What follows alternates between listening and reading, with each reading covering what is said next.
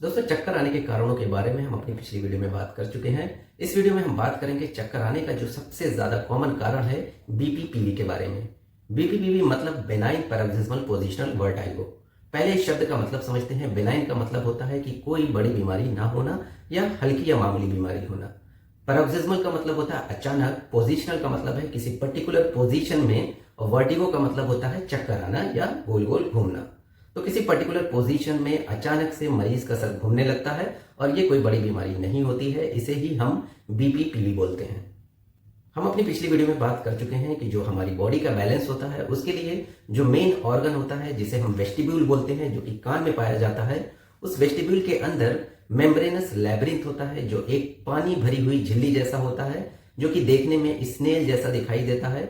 इस पानी भरी हुई झिल्ली के अंदर 3 ट्यूब्स अटैच होती हैं, कुछ अलग अलग एंगल पे एक दूसरे से, जो अलग अलग डायरेक्शन में हमारी बॉडी के बैलेंस को या मोशन को डिटेक्ट करती हैं, पहचानती हैं। ये तीनों ट्यूब्स एक दूसरे से 90 डिग्री के एंगल पर जुड़ी होती हैं और हमारे सर के 3 अलग अलग डायरेक्शन में मोशन को डिटेक्ट करती हैं, जैसे कि इस तरह का मूवमेंट या इस तरह का मूवमेंट या फिर इस तरह का मूवमेंट। ये तीनों ट्यूब्स ये तीनों डायरेक्शन के मूवमेंट को डिटेक्ट करती हैं। इन ट्यूब्स के बीच में कुछ बल्ब लाइक स्ट्रक्चर होता है, जिसे हम यूट्रिकल एंड सैक्यूल बोलते हैं। यूट्रिकल एंड सैक्यूल के अंदर जो स्ट्रक्चर होता है वो हमारी बॉडी को जो एक लीनियर मोशन में, यानी जब हम सीधा मूव करते हैं तो उसमें जो बॉडी का बैलेंस या मोशन डिटेक्शन होता है वो यूट्रिकल एंड सैक्यूल से होता है। तो कुल मिला के बॉडी के बैलेंस या मोशन को डिटेक्ट करने का जो ऑर्गन होता है वो हमारे कान में होता है। अब बीपीपीवी में असल में होता क्या है वो समझने से पहले एक और चीज समझते हैं। आपको याद होगा कि जब बचपन में हम गोल गोल घूमते थे और घूमने के बाद जब हम रुक जाते थे तो उसके बाद भी कुछ देर तक हमें ऐसा लगता था कि हमारी बॉडी अभी भी घूम रही है या आसपास की चीजें अभी भी घूम रही हैं। ऐसा क्यों होता था? आपने देखा होगा किसी ग्लास में अगर पानी है तो आप उसे गोल गोल घुमाने के बाद अगर टेबल पर रख देते हैं तो कुछ देर तक ग्लास के अंदर पानी घूमता रहता है। ठीक इसी तरह से हमारे कान में ये जो ट्यूब्स होती हैं, इनके अंदर जो पानी होता है, जब हम गोल गोल घूमते हैं तो ये पानी भी गोल गोल घूमना शुरू कर देता है और जैसे ही हम रुक जाते हैं, लेकिन ये पानी कुछ देर तक घूमता रहता है और जब तक ये पानी कान के अंदर घूमता है तो हमें ऐसा लगता है कि हम या हमारे आसपास की चीजें अभी भी घूम रही हैं। और जब ये पानी घूमना बंद कर देता है तब हमारा चक्कर खत्म हो जाता है। अब बीपीपीवी के केस में होता यह है कि जो यूट्रिकल होते हैं उसके अंदर कुछ कैल्शियम के पार्टिकल्स होते हैं, कण होते हैं, जो कि वहां से टूटकर कभी कभी इन ट्यूब्स के अंदर चले जाते हैं, जिसे हम सेमी सर्कुलर कैनाल बोलते हैं। जिस ट्यूब के अंदर ये कण चला जाता है उसके पानी को ये मूव कराता है और जिस कैनाल में या सेमी सर्कुलर कैनाल में ये कण जाएगा, जब उसका पानी मूव करेगा तो उस डायरेक्शन में ऐसा लगेगा कि हमारा सर या हमारी बॉडी घूम रही है। तो अलग अलग मरीजों में अलग अलग डायरेक्शन में चक्कर आने की परेशानी हो सकती है। अधिकतर मरीजों में ये जो कण टूटता है वो पोस्टीरियर सेमी सर्कुलर कैनाल में जाता है, तो ऐसे में मरीज को करवट बदलते समय चक्कर आने की परेशानी होती है। अब ऐसा होता क्यों है कि ये कैल्शियम के कण अपनी जगह से टूटकर कहीं और चले जाते हैं? ऐसा सर पे या कान पे कोई चोट लगने की वजह से हो सकता है, कान में कोई इन्फेक्शन होने की वजह से हो सकता है। अधिकतर मरीजों में ऐसा होने का जो कारण होता है वो होता है डीजेनरेटिव चेंजेस, यानी कि बढ़ती उम्र के साथ साथ हमारे शरीर का अंदर से कमजोर होना, जिसकी वजह से ये कण टूट करके अपनी जगह से दूसरी जगह चले जाते हैं। इन मरीजों में जो कंप्लेन होती है वो ये होती है कि किसी पर्टिकुलर मोशन या मूवमेंट पे इनको अचानक से तेजी का चक्कर आने लगता है, चीजें गोल गोल घूमने लगती हैं या सर गोल गोल घूमने लगता है। इसके अलावा मरीज को कोई और दूसरी परेशानी यूजुअली नहीं होती है। अब ऐसा बिल्कुल भी जरूरी नहीं है कि अगर किसी मरीज में सिर्फ चक्कर आने की परेशानी है तो उसको बीपीपीवी ही है। हाँ, इसकी पॉसिबिलिटी ज्यादा है बीपीपीवी होने की, लेकिन डॉक्टर इसकी डायग्नोसिस को कंफर्म करने के लिए चक्कर आने के जो दूसरे कारण होते हैं उनको रूल आउट करते हैं। कान को एग्जामिन करते हैं कि उसमें कहीं कोई इन्फेक्शन या कहीं कोई इन्फ्लामेशन या और कोई परेशानी तो नहीं है।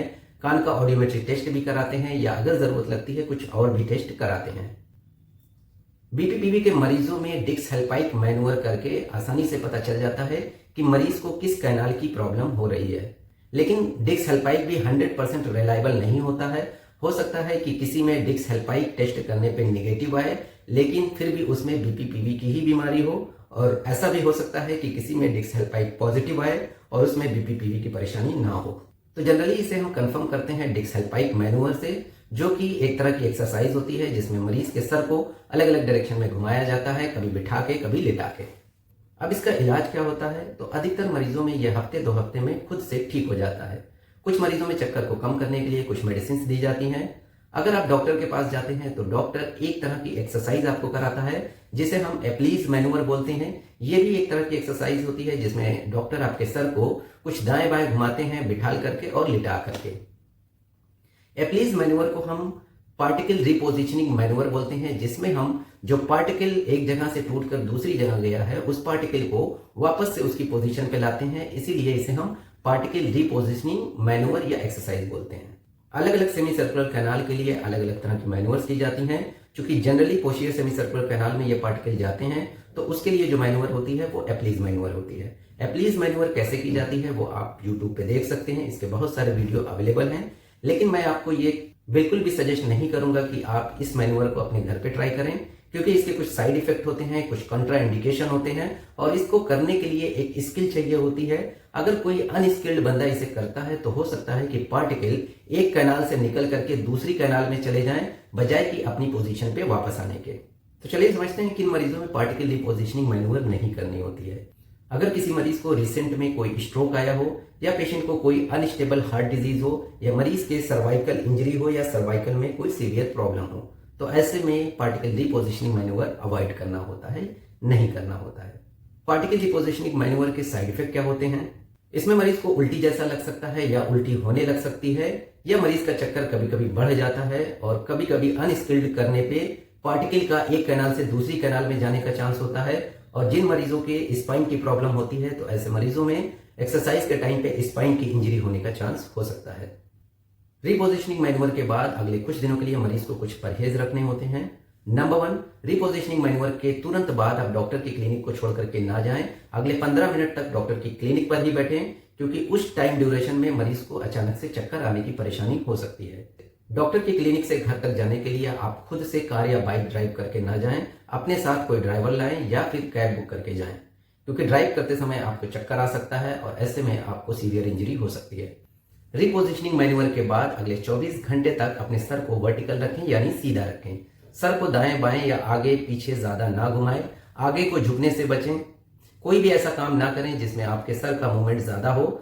ब्रशिंग करते समय ध्यान रखें, शेविंग को अवॉइड करें और सैलून में जाने से भी अवॉइड करें। शू लेसेस को बांधते समय आगे को ना झुकें, चेयर पे बैठते समय या उठते समय आगे को ना झुकें। अगर आपको दाएं या बाएं देखना है तो गर्दन घुमा करके ना देखें, बल्कि पूरा शरीर लेकर के उस तरफ को घूम जाए। इसके अलावा अगले 48 घंटे तक आपको बेड पे लेट कर नहीं सोना है। सोने के लिए आप अपने पीठ के पीछे 2-3 तकिया लगाकर दीवार से टेक लगा करके सोएं।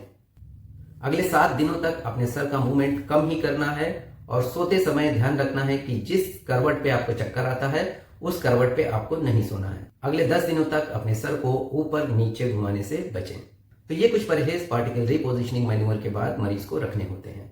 इन सब के बावजूद भी कुछ मरीजों में दवाओं से और पार्टिकल रिपोजिशनिंग मैनूवर के बाद भी चक्कर में आराम नहीं होता है। तो ऐसे मरीजों में वेस्टिबुलर रिहैबिलिटेशन किया जाता है। वेस्टिबुलर रिहैबिलिटेशन क्या होता है इसके बारे में हम एक सेपरेट वीडियो में बात करेंगे। दोस्तों, जिन मरीजों में एक बार बीपीपीवी की परेशानी हो जाती है तो इन मरीजों में भविष्य में दोबारा इसके अटैक होने के चांसेस काफी ज्यादा होते हैं। तो ऐसे में इन मरीजों को हमेशा इस बात का ध्यान रखना चाहिए कि कोई भी ऐसा बैलेंसिंग वाला काम ना करें कि अगर उस समय अचानक से चक्कर आ जाए और बैलेंस बिगड़ जाए तो आपको कोई सीवियर चोटें या इंजरी आ सकती है। तो कोई भी ऐसा काम ना करें जैसे कि स्टूल पर चढ़ करके ऊपर से कोई सामान सर को यूं उठा करके निकालना। ऐसे में आपको अचानक से चक्कर आ सकता है और आप स्टूल से गिर सकते हैं या चोटें आ सकती हैं। तो आज के लिए इतना ही, मिलते हैं नेक्स्ट वीडियो में एक और टॉपिक के साथ। Thank you.